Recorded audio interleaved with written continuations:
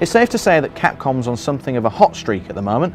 Kicking off the year with Street Fighter 4 would probably be enough for most companies, but one short month later and the Japanese publisher pumped out Resident Evil 5 to even greater commercial success. Now though, its next game is a reimagining of its classic arcade shooter Bionic Commando, and we were lucky enough to play through a good chunk of the finished game to see how it's shaping up.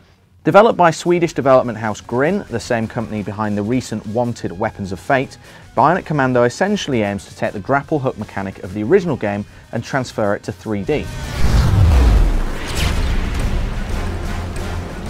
It works, allowing you to swing like Spider-Man from nearly any object in the game, while also using your grapple hook to pull enemies towards you and pick up enemies. The game is set in a post-apocalyptic future, where the government has started to adapt human soldiers using bionic upgrades.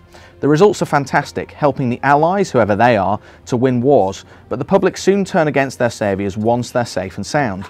As Spencer, the Bionic Commando of the title, you find yourself locked up and missing an arm, having spent the last 5 years in prison and out of the public eye.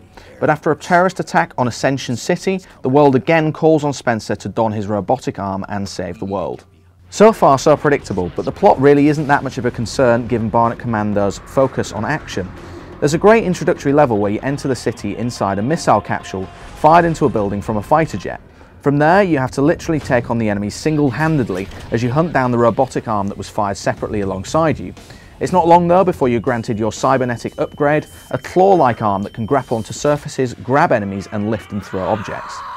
The main gameplay mechanic is swinging from building to building, meaning that the new Bionic Commando is like a combination of Spider-Man and Crackdown.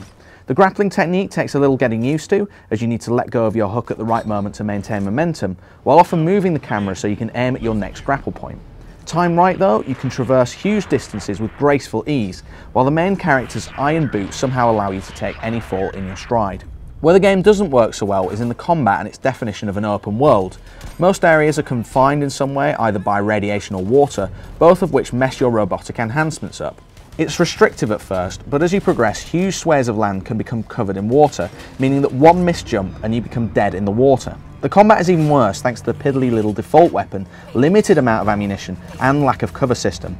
Some of the latter weapons, such as the rocket launchers, are cool, but we were a bit disappointed by the combat in the game. All in all though, Bionic Commando is shaping up really well with a fun core mechanic and some great environments to explore. The finished game is out on May 29th and you can find out more about the game on GameSpot.com.